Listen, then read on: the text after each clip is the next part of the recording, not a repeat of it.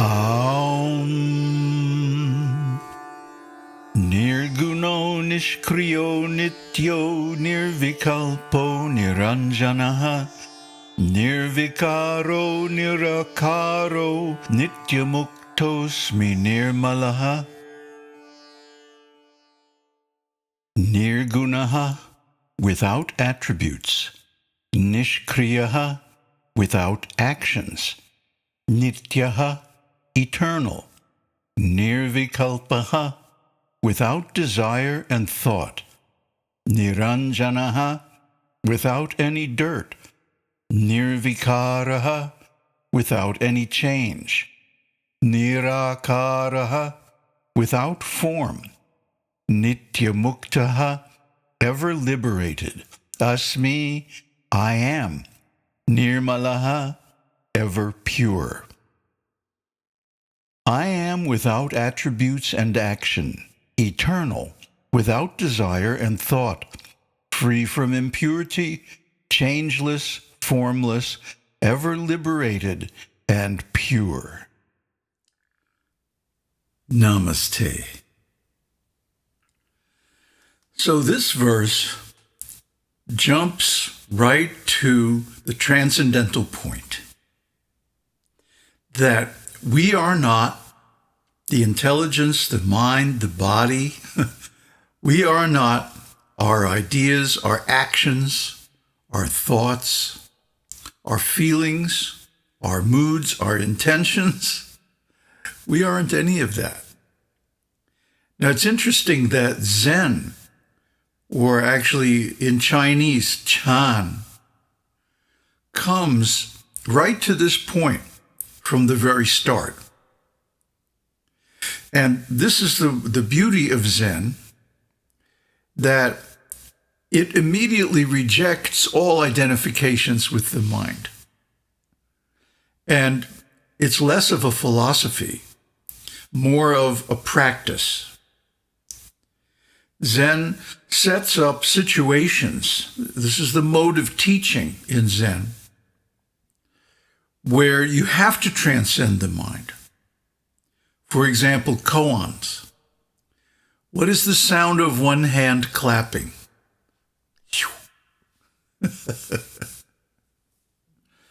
You have to contemplate on this until the mind breaks. And then you realize, oh, I don't need that. I'm okay without it.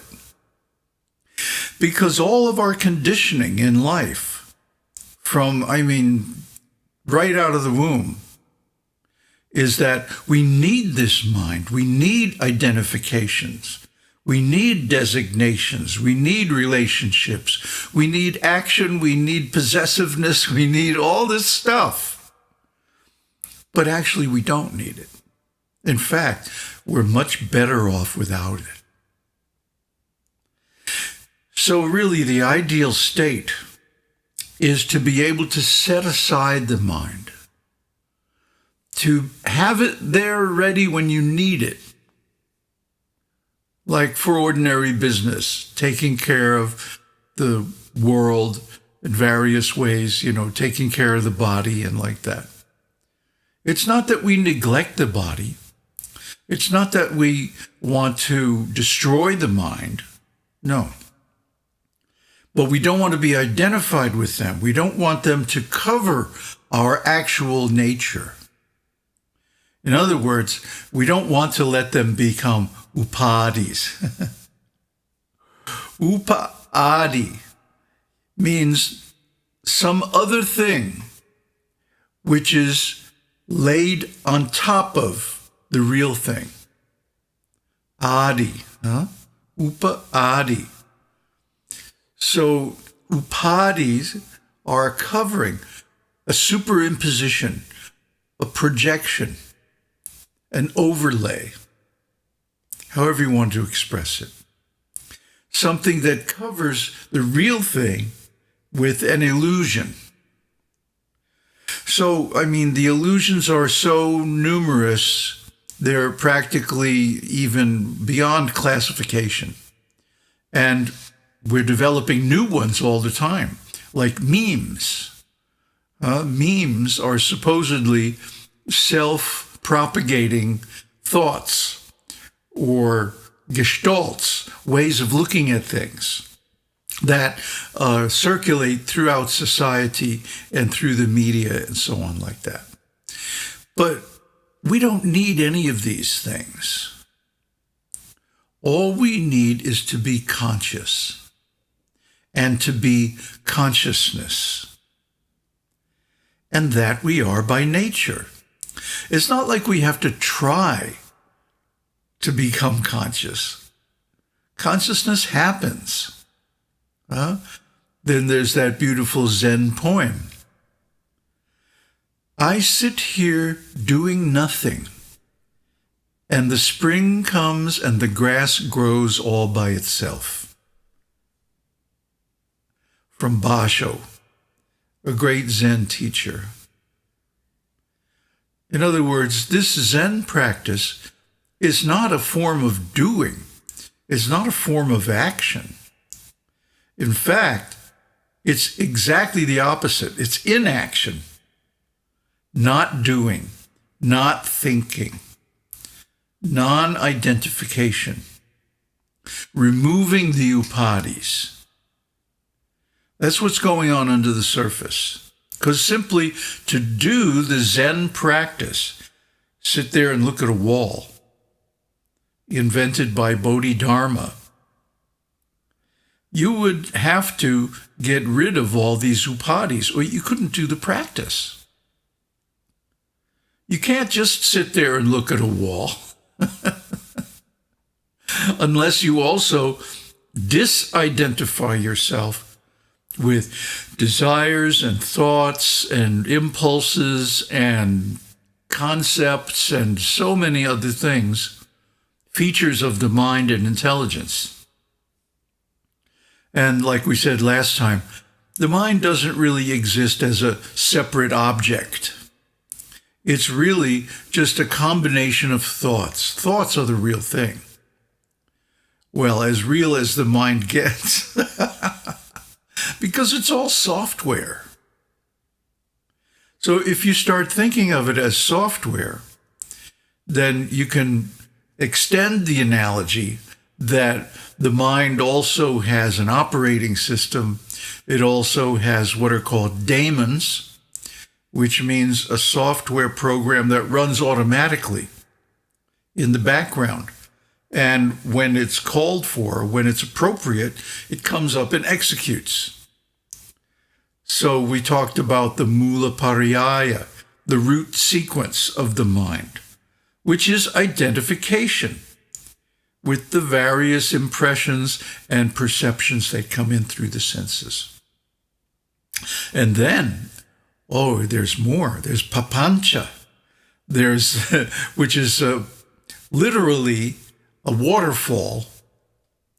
But in the mental realm, it's when one thought spontaneously gives rise to a whole cascade of related thoughts or derivative thoughts. And this all happens completely automatically. We don't do or think that we should or try to make these things happen. They happen without our knowing even. So the process of attaining purity means removing these automatic mental functions deliberately. And that's neti-neti. When the process of neti-neti is finished, then we are as we are, without mind, without desire or thoughts, without language, without a body, simply a pure consciousness, eternal, all-knowing, all-pervading. This is Brahman. So why do we think that all these things are necessary? Why do we remain attached to them when they cause us so much trouble? All these mental functions can easily be disposed of simply by our will, by not putting any attention into them. Looking at the wall, sitting looking at the wall, it's exactly Zen. Putting all your attention into the wall and just ignoring the mind. Go away. Actually, we don't even think, go away, mind. We just ignore it. We just remove all attention from it. Because the mind thrives on our attention. That's its food. And when we give attention to the mind, it amplifies the mind. Even if our attention is in the form of struggle. No, mind, I don't want to think that. We're trying to stop the mind. This is a mistake that beginner meditators often make. Trying to stop the mind, thinking, I will attain silence by forcibly stopping the mind. Well, yeah, go ahead, try it. It just makes the mind stronger. And, it's like a spring, like trying to compress a spring. It takes more and more effort to keep the mind from blabbering, chattering like a monkey.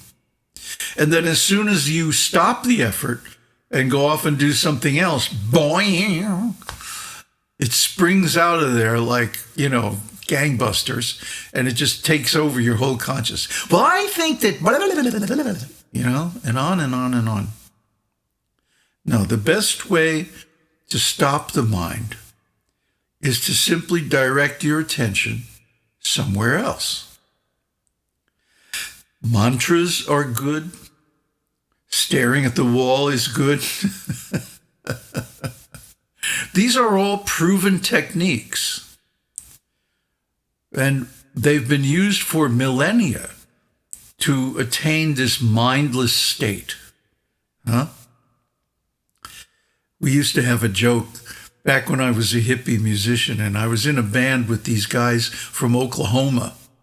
And if you don't know U.S. culture, Oklahomans are supposed to be like really dull people, really ignorant with no education and so on. And so once these guys were tripping on LSD, and one of them saw something, some kind of hallucination or something.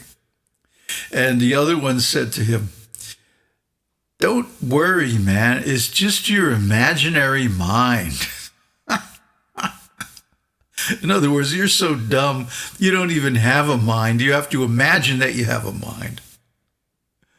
But one of the things that makes this funny is when you think of it, the mind is nothing but imagination.